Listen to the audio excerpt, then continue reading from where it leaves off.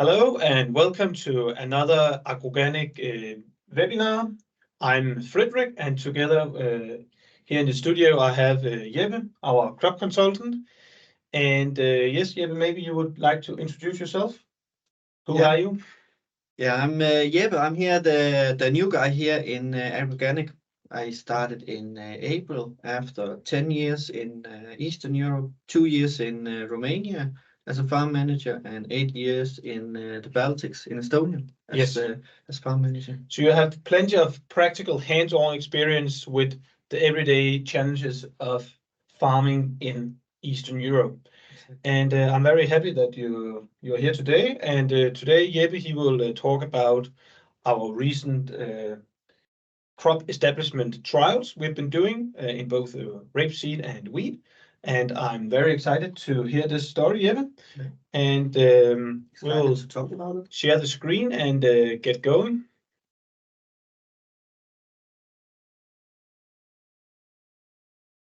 Well, we are up and running, so let's get started. We have had these two seeding demo trials here in Denmark. One with rapeseed that has been seeded the 7th of August, and one with wheat seeded the 7th of September. The first demo we had was with the raps, which we have seeded directly after winter barley. We had 12 different seeding machines. We had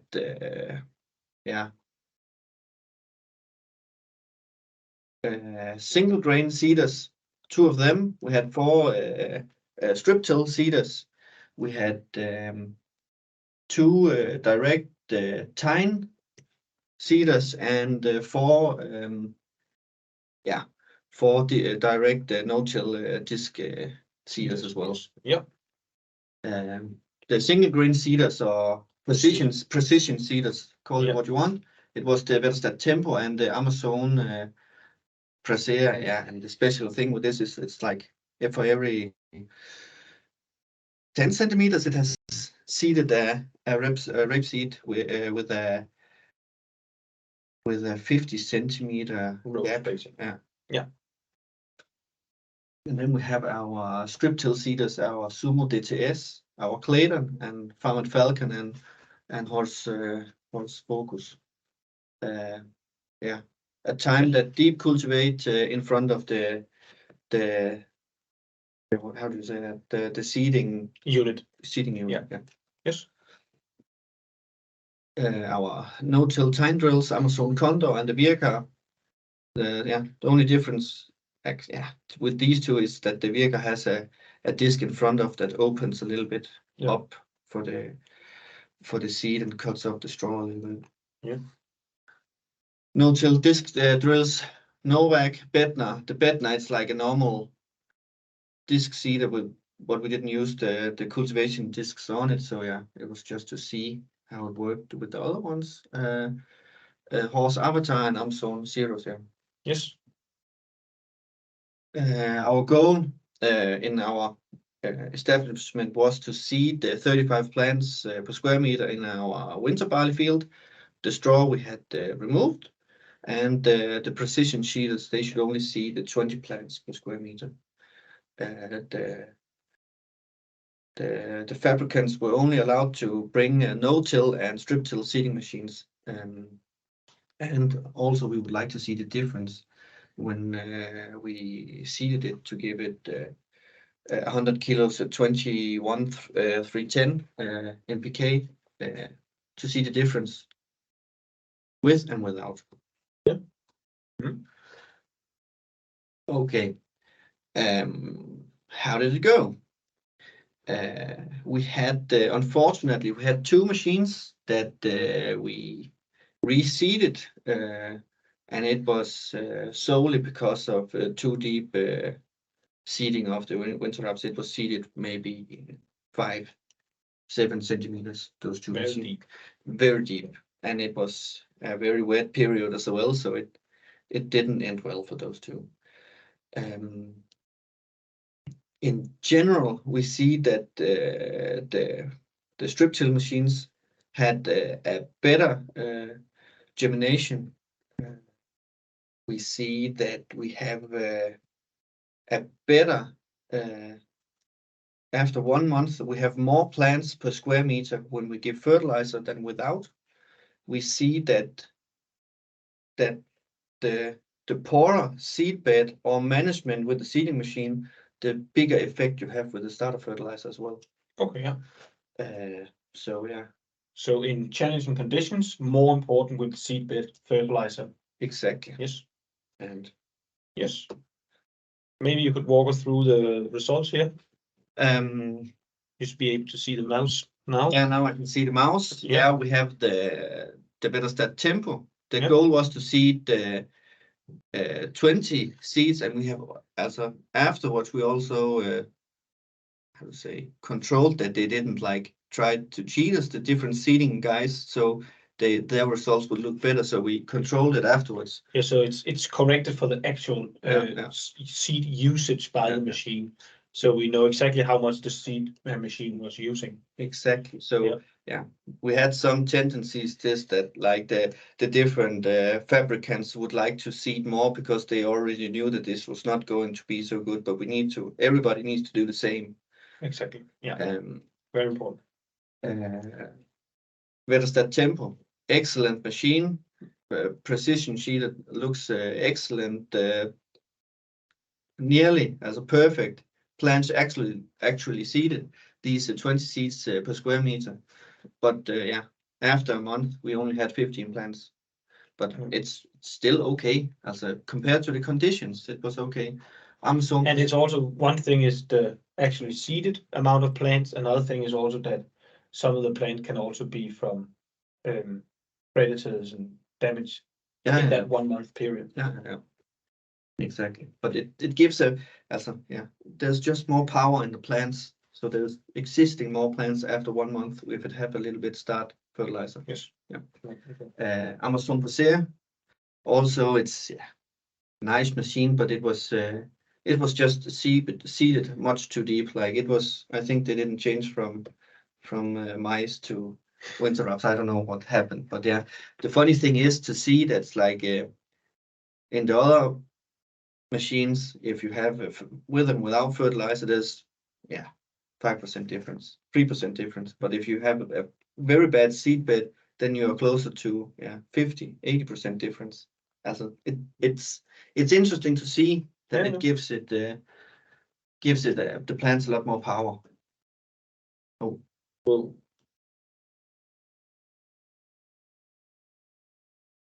Yep. Yeah. Sumo DTS, interesting machine. Now we're down in these strip till machines. In general, we see the strip till machines are good. The winner here is the Farmed Falcon, a new machine in Denmark doing an excellent job. It's like a little bit cheaper alternative to this Focus, which is very popular in Denmark. Yep. Doing an excellent job. Another interesting machine, Condor, has had some issues with straw collecting and but again, very simple machine. Very simple machine. We like simplicity. Exactly. It will last for a long time. So one thing I notice is that there's some variability in the actually germinated percentages, but also it seems low compared to what farmers thought they would like of germination percentage. Maybe you could elaborate a little bit. 58% in average. It's in the low, but have you ever really been out counting, Frederik? I would say most farmers have not. Exactly. This is, I think it's not very often if you seed out 35 plants and then you go out and calculate or count how many is actually there. Yeah. I have never seen, if you have 30 plants on a square meter, that's a lot of plants. And it's not very often it actually happens. And it's actually quite interesting that it's one of our fundamental core tasks as arable farmers. We need to get a crop established, and one of the most important KPIs, key performance indicators, is that we go out and actually evaluate what have we been doing, what is the percentage germinated, so we can know what to do better next year. So why don't we do that? Yeah. It's quite interesting. It's very, very important. And I would say that compared to what we see normally, and depending on all kind of tillage situations, 58% is a little bit to the low side, but it's a realistic side. It's never, ever have we seen 90% in the field. Never.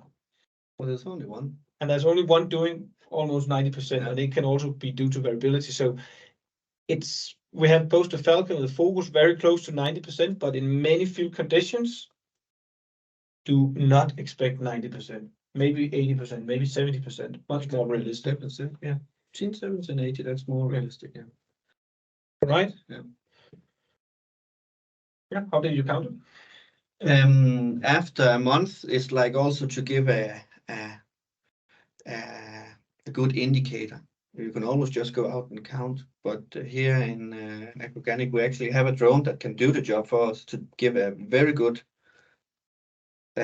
field view of how it actually looks. So we, the 8th of September, our drone guy went out and he flew over the field and counted all the fields. And it gives a very nice picture and a realistic picture of how it actually looks. And here with the colors, it's also interesting to see with the variations and with the fertilizer variations as well. Yeah, so it's actually counted every single plant in the whole plot. In the whole plot, yeah.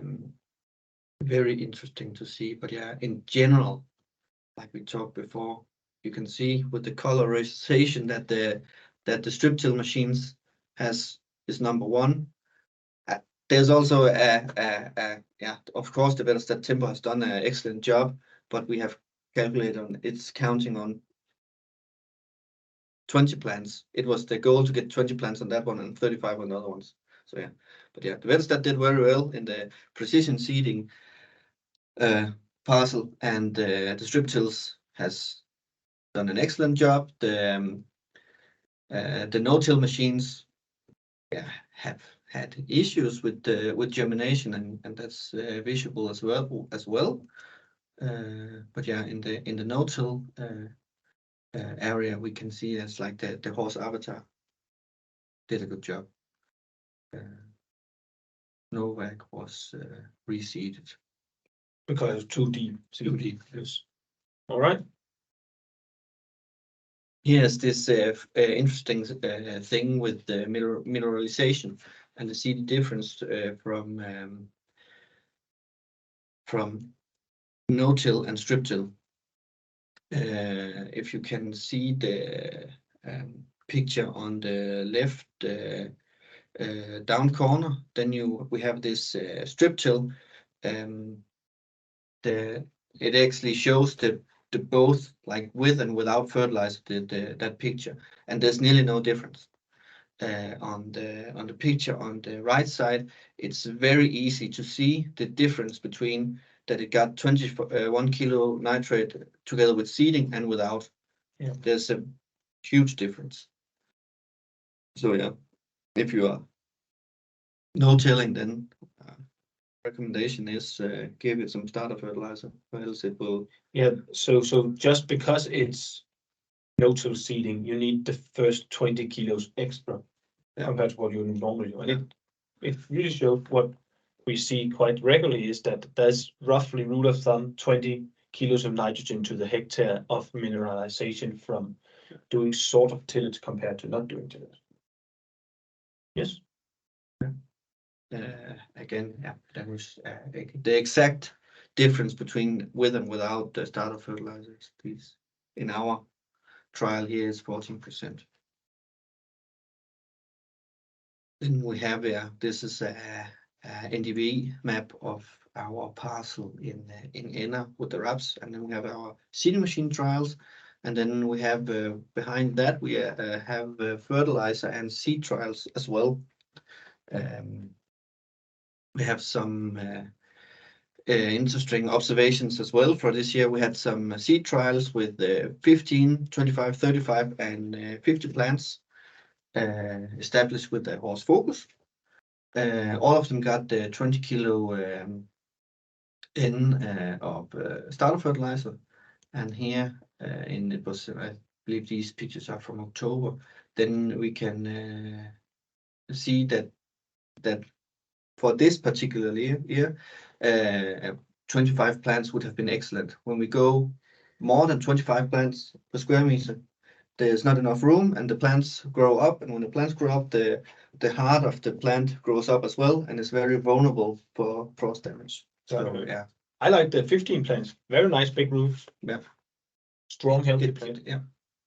But that's also going low. But yeah, that is the two first ones are definitely the best ones, 15 and 25 plants. Quite interesting. But you don't have much room for losing plants then. Yeah. So it's where you want to go. Then 25 plant is like then you are in somewhere in between. Okay. It's also a visual picture of what we just talked about before. You can see the one in the down right corner that is very dense, and I don't know what else to say about it. It's not so easy. Plenty. There's too many plants, and it's gonna be an issue. And all of them has been regulated with the Carex in the autumn as well. We did everything the same on the seed trials, but yeah, you can't keep it down when it's so dense. Yeah. Had it been in the Baltics where you had a lot of frost, then it's definitely going to be an issue. But again, over there, I would say 25%, 35% of the plants you definitely lose during the winter. Yeah. Makes sense. Do you have any questions? Not so far. I think it's very interesting, both with the starter fertilizer, the obtained germinations. I think it's very important with this trade-off between low plant numbers, because then you get bigger, healthier, stronger yield potential plants, but still having enough sacrifice plants to compete against weeds, lose some to slugs, mice damage, etc. So it's a difficult trade-off, and it's very difficult to make trials of what is the right seeding rate, because obviously by looking at these pictures we see that 15 plants are plenty and very high yielding potential. But how about those years where we have mice damage, we have slug damage and all that stuff? Yes. Rubs flea damage? No. Rubs. Yeah. CSFBs, cabbage stem flea beetles, etc. All right. Yeah. And this is our trials from our fertilizer. We had with 0 kilo nitrate starter fertilizer. We have 20, we have 40, we have 60, and we have 80. Also a very big difference to start with the 0. It was very much behind. Not so as 20 was a good start, but yeah, 40 and 60 looks excellent. 80 you don't get any for. So is it total in the autumn or by seed bed? By seeding. So did it get anything later? It got all the field got the slurry as well. Okay, so the slurry helped it uniform later, because even the 0 nitrogen plot looks very interesting here, but it's because of the slurry later on. Yeah. Okay, that's a very important part of it as well. But all the field got this biogas slurry in September. So yeah, so it also shows that the flexibility, you need enough nitrogen to get it going for the first couple of weeks, and then you can broadcast later on if you like. Yeah. But normally we recommend, depending on what your abilities, that it's also completely fine to do everything at seeding and then return to the field. Yeah. Then it's done. Then it's done. Close for fertilizer on the next spring. But in this particular farm, there's biogas obligations, so yeah, they need to drive out. Yeah, that makes sense. Yeah, but very interesting to see. Yes. Right. Yeah. Then we have also we have our fertilizer trial. Yeah, fertilizer trial. So what we have seen has been the best for this particular year, but it's also depending from year to year to year. We have the 0 nitrate. It could also have been very interesting to see. We didn't do that, unfortunately, but how many plants you would have from 0 to 80 after 1 month, because there's also definitely a difference there. Yeah. That you can see visual, that there is a difference from 0 to 80 kilo nitrate. But Yeah. unfortunately, It was not possible to count them all. Okay, yeah. But yeah, the best one strategy we believe if we have this late application with slurry is the 20 kilo N, 40 kilo N if there's no slurry in the autumn, and 60 and 80. Yeah, it has all been regulated with Carex as well, but the growth point are just too high. It has gotten too much energy to live off in the autumn, so it's a little bit waste of money.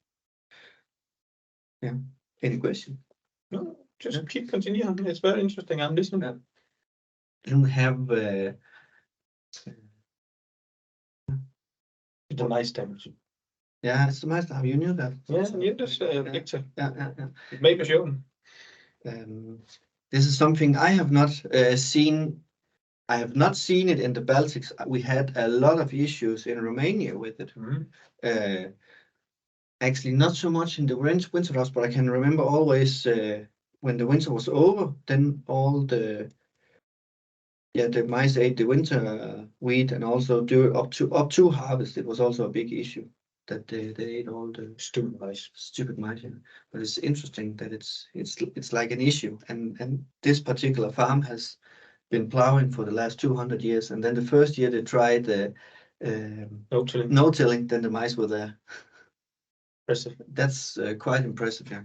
But I don't know if you have you seen it a lot here? Not a lot. I've seen it sometimes, but yeah. Normally it's too wet and too cold in the winter, so the mouse are both freezing and drowning. Yeah. So, but it's but I don't know if it also makes it worse that it's after like a winter barley field. I think winter barley could be a prime candidate because it's the earliest maturing one, and then all the mice in the area would find their way to nice fresh grains to eat in the summer when they're hungry, because it's normally the 2 months prior to harvest is normally quite a hungry period for field animals. But yeah, it's just interesting to see. But what to do? But I don't know. We need to put some sticks down for the predator animals can eat the mice. I don't know. Yeah, how else you can get rid of them. Yeah, it's one of the main tasks is to habitat improvement for predators. Yes. And then we have some different scenarios in establishing these winter wraps fields. The first scenario we have put up here, it's with the like very old school establishment, plow and power harrowing. Yes. Second scenario, it's with the also a lot of guys are doing the first scenario, but it's with the disc cultivating, deep cultivating, and seeding with a disc seeding machine. Third scenario is with a strip till machine, could be, and fourth so scenario, one pass scenario, yeah. And in general, yeah, we can see it's a lot cheaper to do it in this one pass, but then before we also saw there's also some issues with it. But if you have everything in order and you know what you're doing, then there's a big profit in doing it in one pass. Yeah, you spend a lot of euros per hectare to the more times you drive. That's pretty simple, straightforward. Yeah. So one pass either with or without cultivation, but one pass should be the goal. One pass should be the goal, yeah. Yeah. Not only, but we'll have that later as well. Not only in money, but in time as well. Because that period we are establishing, especially our winter wraps, it's not a period where we have a lot of time. Now we're talking in Denmark, but if you go to the Baltics, it's not only establishment of winter wraps, but quite normal the harvest, and winter grain seeding is also in the same period. So when you're harvesting the winter wraps, then the You seeding go machine, straight into the winter that, cereal seeder. that you are. Also, Yeah, if we are talking Estonia, then yeah, that's crazy yeah, in Estonia. but, Yes, but, yeah. but yeah, 1st of September you should be washing machines afterwards, not driving with them. So Yeah. it's, but yeah, that's the way it is. It is possible. And again, this is like for a big farm, like if you had these different scenarios, how many guys would you actually need? Also, if you are plowing, if it's like a guy, he can work, how much can he work? 300 hours in a harvesting month, not more. But do you actually have 300 hours of good weather? Probably not. Nope, most likely not. Most likely not. So it's like maybe it is possible. Maybe you can get somebody to come and help, but you will not be able to establish it anyways because you don't have so many hours. Yeah, and I think that's quite interesting with the 4 scenarios you present here with the amount of hours you spend. Yeah, because they are like. So maybe you could walk us through the table. One thing is money. Yeah, it's a lot cheaper to one pass establish the winter wraps. But not only that, then a man hours per hectare establishing with the plow is 1.74, and one pass establishment it's 1/3 of the time. Yeah. That's one thing, but yeah, in August, also I would say you have 2 weeks to establish winter wraps. After harvest, yeah, you have 14 days. I believe you have to establish. So you are never ever going to find 522 hours. You need a lot of machinery. You need a lot of guys. Yeah. Yeah. So the main thing is here that we see in this scenario that you, for 300 hectares of rapeseed, you need to find more than 500 man hours to do the cultivations, do the seeding, and do all this following up management to get this field going well already by a multiple pass, but still more efficient way. In the scenario 2, you only do a little bit more than 300 hours, and then for the one pass, you are down to 150 man hours for 300 hectares of rape. So the big difference is do one pass and get everything right in that one pass. Exactly. That would be the main thing, because you cannot find. You need too many guys. And what do they do in the winter anyway? Yeah. Yeah. So, all right. Very interesting. And then there's bad weather risk. And that's every time we break up the field, we have a risk of thunderstorms and summer rains, and that's a big risk that we need to also take care of, I think. All right. If you do it the correct at the one pass, yeah, then it's done. Yeah, you can easily lose your establishment if you are out touching the soil and then you get 50 millimeters of rain. That's the whole idea with the one pass. Then you are opening up and getting the soil back again, or not opening up much if you're no tilling, and then you're free and you're easy going. That's it. Job's done. And that's job's done. Get going. Okay. Yes. What more you got to us? Yeah, it's like optimizing of what is important as plant numbers. Get it correct. How is your field? What is the weather? Cold, wet, a lot of straw. Is it early? Is it late? And then get the correct seeds per square meter. By that, I also pre-crop and with the fertilizer. What seeding machine are we using? Remember, when it's strip tilling, then we can go down in the fertilizer if we want. But if it's no till, put some fertilizer in.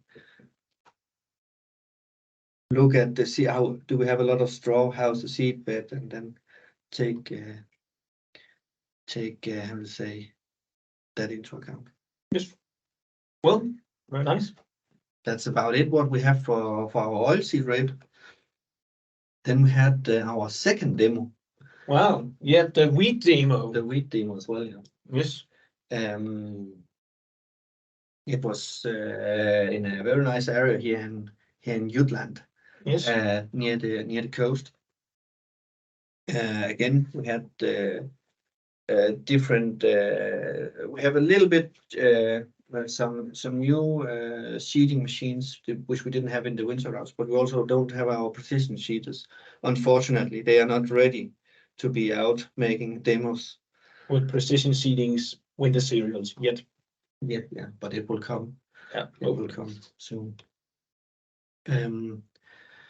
Out here at Gyllingnæs, it was our goal to establish 210 wheat plants in a field with oilseed pre-crop, and the straw was chopped. It was either with the no-till or strip-till machines, and we would like to see the difference with and without the 80 kilos of DAP fertilizer. Yeah. This is our NDV map of our seed machine trials and our fertilizer trials and our seeds per square meter trial. Yes. We have done the same as before. It was again, we see that our strip-till machines have the best germination. It had been quite difficult for them to get very correct actual seed rate, and we had one that went very far out of our Sumo D2S. I don't know what went wrong, but they did half the seed weight. Exactly half, yeah. But yeah, it actually looks quite nice out there, even though it's not so many seeds. It's half the plants, and it will be very interesting to see how the half the plants will grow if it's warm enough during the winter. Right now it's very warm but wet, then it will be all right. But yeah, in general, it looks good. It is a very tough clay soil out there, and it was quite wet as well.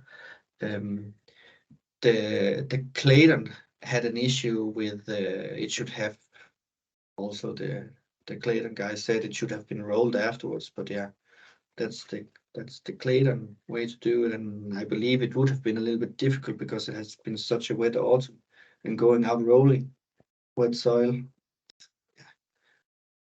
But it looks okay, but it has a quite low germination in general as before.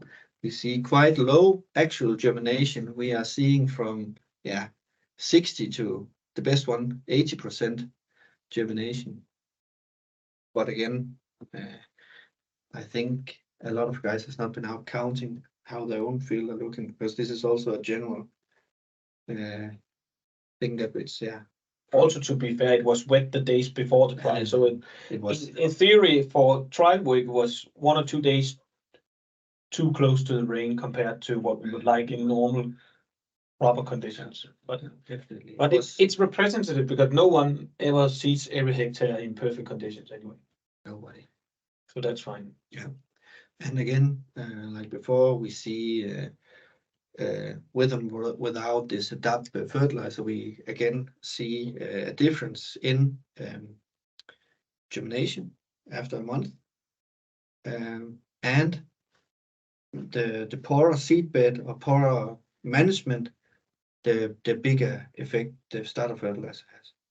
So yeah, take that into account. Yes, sir. And we also have out to our right side, we also have how much when we fly over with the drone, we are not only counting the winter wheat, but we can also count the rape plants, the voluntary rape plants bigger than like with it's not the small ones that has just germinated, but proper size plants. But it also makes sense that the more cultivation the seeding machine has done, the fewer plants you have. Yeah, makes sense. Yeah, great. Here again, a visual variation with the drone count. We have our Sumo D2S that has issues because they seeded wrong. Our Clayton had issues with taking up a lot of clay lumps.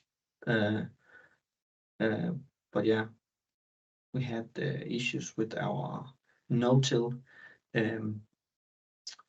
seeding machines that they had. It's like this hard clay soil that have difficulties closing the seed slot, unfortunately. But yeah, it would have helped if we waited a few days. But that's like it's demo day, and we drive with Like we do in real life anyway. Yeah. Always start 2 days too early than 2 Yeah. days too late. That's the way it is. Yes. Yes. But it was like I talked about before. We have like these slots that has been difficult to close for the Novak. It was actually when we seeded, it was actually okay, but it was wet soil. So when it dried up, the slots opened. But yeah, today it looks. It's gonna be very interesting when we are going to harvest. How is the yield actually going to be? Exactly. Yeah. And this is one How of it is the right now. Yeah. nice seed trial from our it's a strip till machine. Yes. This is our observations that we in general see 5.5% more plants when we started up with 8 kilo DAP. The worse seed band and seed machine management, the greater effect it has. Yes. We have the best germination in our strip tills, and our no-till plots had difficulties closing the slot, especially the discs. Yes, that's the way it is. Very interesting. And then we have our demo from Søren Ilsø back in 2022, wasn't Yes. it? Yeah. I can elaborate. I actually was the one doing that trial. So 2 years ago, we made this seeding trial, much similar to these conditions. The pre-crop was chopped spring barley straw, so a little bit more challenging from a pre-crop perspective. And the goal was to show, with or without starter fertilizer, 11 different machines, how they performed. And the main learning from that case was that because it was reasonably early seeding in the middle of September, which is in the early part of the seeding window in this region in Denmark, and we had a warm winter, there was quite a lot of compensation potential. So we saw that there were 20% more tillering before the winter with starter fertilizer compared to without starter fertilizer. But that difference was leveled out during a strong or warm winter, which meant that at the harvest time, there was no difference between the starter fertilizer and the amount of heads per square meter when we harvested the wheat. And we saw that all machines was able to do a very high yield of 10 tons to the hectare, which was the average on the red line here, and some was slightly higher and some was slightly lower. But the main thing was a lower yield to the clayton, but that was because this specific machine did not do the double shoot clayton time, but a single shoot. So we have almost 33 centimeters road distance, which is a quite big road distance and too much in this case. Whereas we see that the Amazon Condor with 25 centimeter road distance were completely fine, delivering a very high yield. But 33 was too large road distance compared to the 25. But in general, all machines could seed, and we achieved a quite high yield actually from a no-tilling situation with spring barley as pre. Keep in mind that we have an average of 10 tons to the hectare here, and that's even with spring barley as a pre-crop.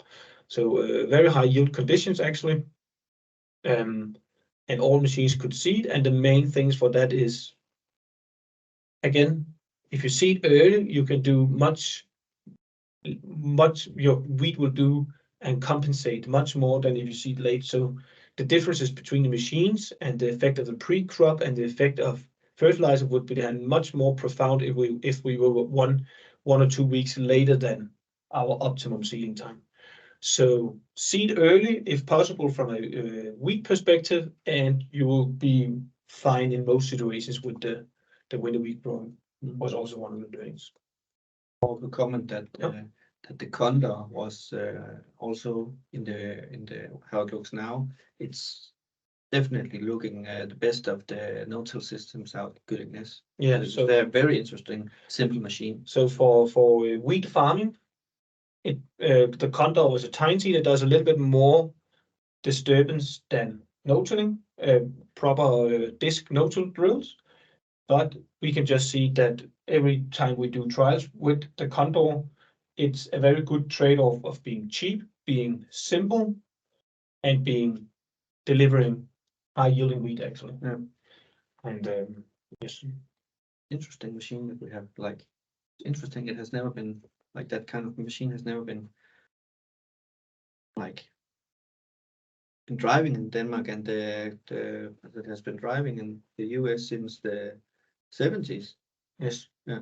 And it's also very important with, well, not only to talk about the condor, but the main thing of the condor and the Vircar seating system is that it's a narrow single tine seating, which is different than the seed hawk, where the seed hawk is very similar, but it has two tines close to each other. So the seed hawk does a huge amount of, a lot more soil disturbance than the single tine condor or Vircar. So that's a big difference. So I would say that we also like the seed hawk, but from a no-tilling perspective, the seed hawk does more soil disturbance because it has two tines engaged in the soil compared to one tine with the condor.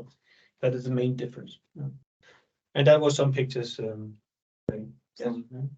Well, Jeppe, thank you very much for your nice presentations, both with the rapeseed and with the wheat.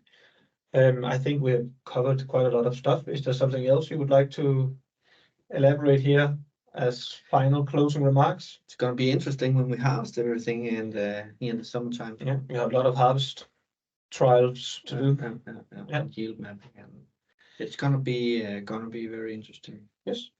I think I will stop sharing the screen so we can get a full view of us here. Yes. So thank you very much, Jeppe. We look very much forward to the results and see how it goes in the season.